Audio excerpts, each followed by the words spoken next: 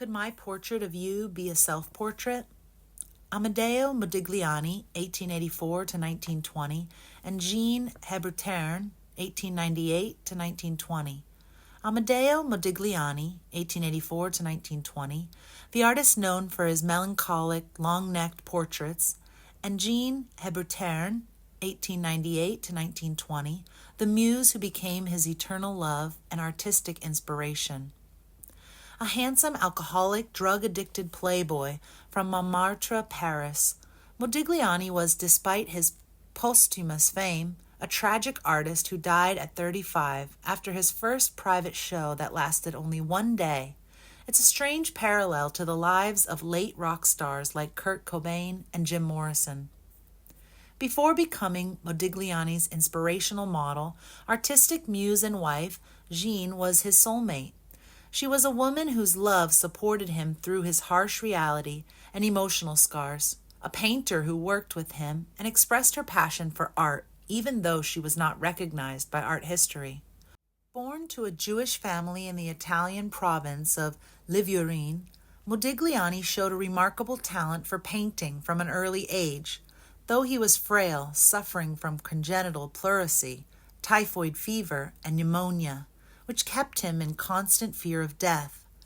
Influenced by Italian Renaissance art due to his Italian roots, he began working in the hills of Montmartre, France, where he was deeply impressed by the primitive African sculptures that were popular among Parisian artists at the time. He turned to sculpture himself, attempting to capture the primal life force of Africa and the longing for the essence of humanity within. Around 1913, however, due to financial difficulties and deteriorating health, he abandoned his preferred medium of sculpture and began to paint portraits and nudes. His artistic style, which he had developed while sculpting, is characterized by long-necked, lamenting characters and sensual paintings of women, which became Modigliani's signature. Poor and sickly Modigliani may not have been able to stop himself from trying to capture the eternity beyond what was in front of him, the underlying idealized sentiment of life beyond the portrait. At the age of 15, Jean attended art school and befriended the poor artists of Montparnasse, sometimes posing as their model.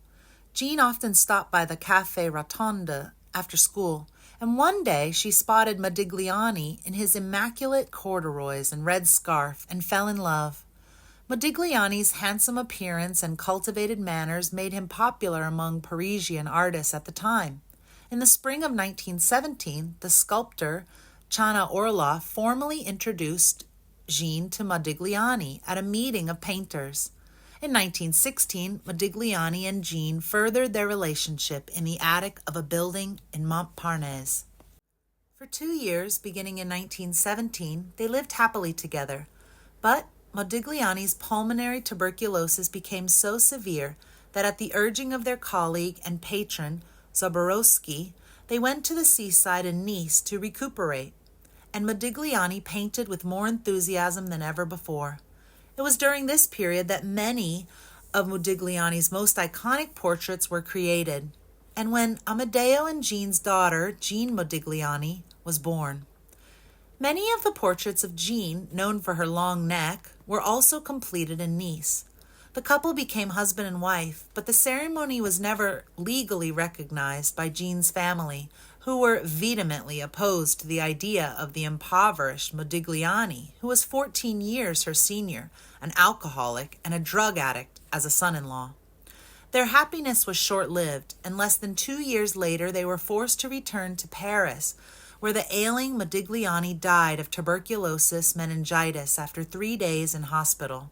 On January 26, 1920, 2 days after Modigliani's death, Jean received the news at her parents' home and jumped to her death from the 5th-floor window of her apartment.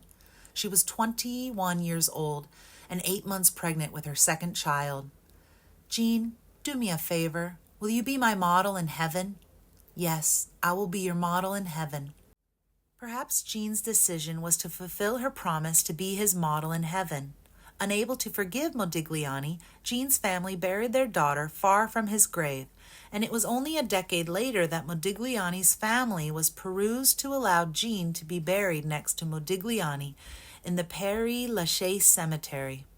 The poet André Salmon, a close friend of Modigliani, wrote a poem on her death. Rest in peace, poor Jean Hébuterne. Rest in peace, poor woman who would have rocked your dead child in its cradle. Rest in peace, woman who could not have been more devoted.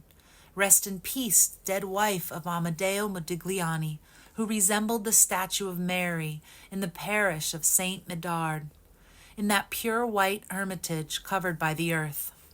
Meanwhile, Jean Modigliani, orphaned at 14 months, was raised by her aunt and grandparents in her father's hometown of Livorno, and later, after learning her parents' story, studied art history in Florence and published a book about her father's life, Modigliani, Man and Myth, 1958. Amedeo Modigliani and his love, Jean Hébuterne, a 34-year-old man and a 19-year-old woman, an Italian from a Jewish family and a French woman from a Catholic family, a poor, sickly womanizer and an aspiring painter from a good family.